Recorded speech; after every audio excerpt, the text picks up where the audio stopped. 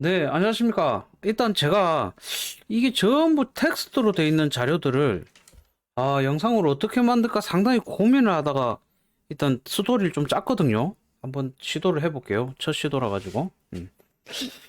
일단 합니다. 일단 보시면 이제 금융장세잖아요. 그러니까 강세장세. 예, 다시 시작할게요. 강세장세. 적으면서 할까 싶어가지고 강 강세장세. 그죠? 이제 우리가 배울 장세가 크게 강세 장세, 약세 장세가 있다. 요거는 이제 아시겠죠? 약세 장세. 그러면 이제 강세 장세에서 두 가지가 나옵니다. 강세 장세에서는 음, 금융 장세랑 실적 장세. 이제 요거는 이제 아실 거라 생각하고 넘어갈게요. 그러면 이제 중요한 거는 우리 금융 장세를 배울 건데 금융장세에 무슨 특징이 있는지를 한번 살펴보도록 할게요. 여기 내용이 전부 텍스트로 되어 있는 거를 강의로 만들다 보니 약간 처음이라 가지고 약간 이 부분은 서로 이해하면 넘어갑시다. 자, 불경기입니다. 금융장세의 특징 1번 불경기. 경기가 좋지 않다. 불경기 그죠? 안일불 경기가 좋지 않다. 첫 번째 특징 1번은 물건입니다. 물건 재고라고도 하죠. 회사 기업으로 치면 재고라고 물건이 잘 안 팔린다. 물건이 잘 안 팔린다. 그럼 어째 되죠? 이 스토리 라인이 쫙 있거든요. 이해하면 여기 상당히 좋습니다. 그럼 장사하는 사람 입장에서 재고를 늘리지 않는다. 안 팔리는데 뭔다고 재고를 늘립니까? 그죠? 안 산다는 거죠. 장사하는 사람이. 그럼 2번. 그러면 생산하는 그 공장이나 이런 데서는 또 생산을 하지 않는다. 그죠? 음. 이해되셨죠? 요렇게 되면 어떻게 되냐면 이제 생산을 안 한다. 그러면 어찌 되죠? 어, 이 생산하는데 드는 돈이 필요 없다. 그죠? 돈이 필요 없다. 소비자도 돈이 필요 없다. 소비자도 생산자도 그리고 장사하는 사람도 돈을 안 쓴다. 돈이 필요 없다. 그럼 은행은 어째 됩니까? 은행 돈 빌려주고 은행 이자로 그죠? 이자로 수익을 내고 대출 그죠? 혹은 예금으로 수익을 내는데 돈이 필요 없어서 사람들이 돈을 안 쓰면은 대출 이자가 늘지는 않겠죠. 대출 이자가 돈 필요하면 대출 이자도 올라갈 거고 돈이 필요 없으면 당연히 이자가 내려가겠죠. 그럼 이제 어떻게 되냐면 은행이 이자를 내려줍니다. 돈 쓰라고. 돈 쓰라.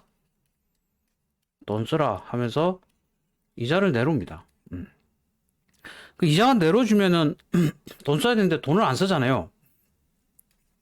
근데 예금이자도 같이 내려갑니다. 잠깐요. 예금이자. 예금이자도 같이 내려가 버리죠. 야, 이게 지금, 그죠? 이렇게 계속 내려가다 보면은, 어째 되겠습니까? 이제 금리라고도 하죠. 이렇게 금리가 계속 내려가게 되면은, 이제 금융기관이, 주가도 물론 같이 떨어집니다. 경기가 안 좋아지니까, 그죠? 이제 떨어지다가, 이제 어느 정도 바닥을 다지면 금융기관이 생각을 합니다. 금융기관이. 예. 금융기관의 가장 큰 특징은, 오르면 팔고, 오르면 셀. 그죠? 내리면 산다. 내리면 바이. 우리랑 생각이 거꾸로죠, 그죠? 어. 우리는, 우리도 오른 팔아야지. 맞아요. 어쨌든, 요렇게 해서, 이제 금융기관이 슬슬 주식을 매입합니다. 주식 매입. 어? 금융기관이 주식을 매입한다고? 그러면 슬슬 바닥을 잡아가겠죠. 금융장세의 특징은 바닥을 먼저 잡는 겁니다. 예, 이렇게 해서, 바닥을 다진다. 그죠? 바닥을 다진다. 그 다음 금융기관이 하는 게 뭐냐면은 요 시세 중에서 요렇게 내려가는 동안에 채권이라고 있죠. 채권. 채권이 어려운 말로 들리겠지만 그냥 돈을 빌려주고 종이로 가져온 거. 그죠? 어떤 회사에다가 돈, 그러니까 회사에다가 돈을 빌려주고, 그죠? 이제 종이하고 이자를 받는 거. 그죠? 종이로 권리를 가져오고 이자를 받는 거. 즉, 이자로 계속해서 수익을 내는 건데, 금융기관 입장에서 그래요. 채권 시세가 만 원짜리 채권이 9,000원에 판다고 하면, 그죠? 이제 이거 찬스입니다. 9,000원에 사면 벌써 10%를 벌잖아요. 그죠? 그러니까 채권을 매입하기 시작해요. 그러니까 이자가 내려가면 요 수익성이 높아지잖아요. 채권을 매입하고, 그러면 이제 채권도 어느 순간 가면은 천장이 돼요. 더 이상 올라가지 못할 정도로. 그러니까 이자 하나 내리는 걸로 인해 가지고 채권 시세가 천장이 되고, 이제 더 이상은 이자로도 수익이 안 나고, 이런 모든 조건들로 인해서 바닥을 다지기 시작합니다. 그러면서 이제 금융기관들이 이제 채권도 매입 안 하고, 이제부터는 뭐냐, 주식을 본격적으로 사들이기 시작하면서 주식시장의 바닥이 잡힙니다. 일단 보수적인 금융투자가 활발하게 움직이기 시작하면서 이제 주식시장의 주식 경기의 바닥을 잡는다고 보시면 됩니다. 여기까지 이해되셨죠? 계속해서 할게요. 일단은 가장 큰 특징은 아직도 실업자가 증가하고, 불경기 바닥 구간에서는 실업자 증가는 계속해서 나오고 있고요. 이해되시죠? 기업들의 도산은 아직도 진행되고 있습니다. 한참, 그죠? 한참 진행이 되고 있는 이 도중에 이제 드디어 구원투수가 한 명이 나타납니다. 정부라는 구원투수가 나타납니다. 정부에서 하는 게, 그래서 이런 자연적인 금리가 인하되고 있던 구간에서 정부가 강제적이라고 해야 됩니까? 약간 강제적인 금리 인하를 단행합니다. 인하. 요게 쉽게 말하면은 금융 완화 정책이라고 합니다. 이해되시죠? 이렇게 이제 이자 금리를 팍 내려버리면은, 자, 여기서부터는 이제 뭐냐, 기업들이 저 때까지는 기업들에게 이제 돈을 풀고, 이제 돈이 돌게 하려고 했는데, 이제 이렇게 심하게 금리를 인하해버리면, 이제 우리, 개인 투자자 혹은 소비자, 그죠? 국민, 그죠? 그리고 모든 그 사람들이 이제 은행에 예금을 하지 않게 됩니다. 이해되시죠? 왜냐면 금리가 너무 낮은데 은행에 넣어 놓으면은 그건 정말 이제 굉장한, 그죠?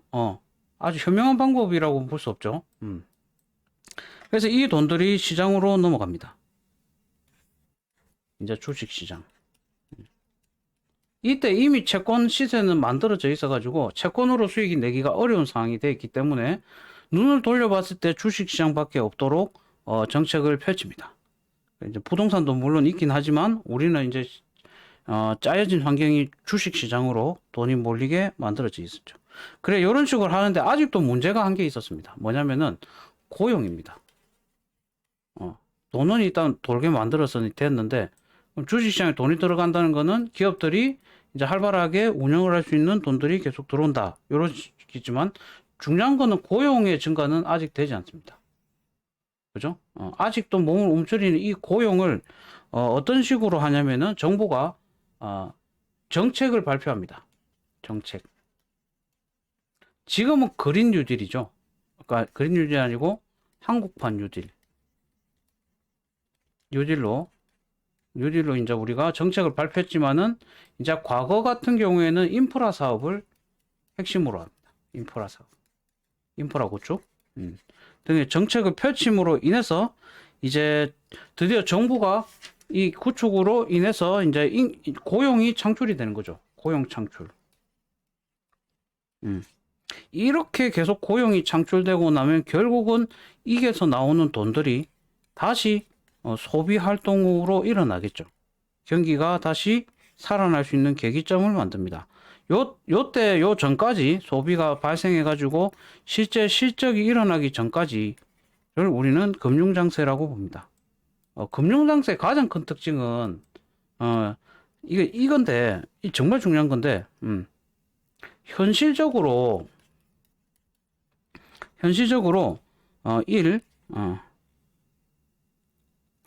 아직까지는 기업의 수익이 감소가 되고 있다. 기업 수익이 크게 증가되지는 않고 예전보다는 줄어들면서 수익이 아직은 이렇게 바닥을 다져가는 그림입니다. 현실적인. 예. 그러니까 긴가민가. 금융장세 가장 큰 특징은 민가입니다. 이해되시죠? 현실적으로 그렇고 그 다음에 2번.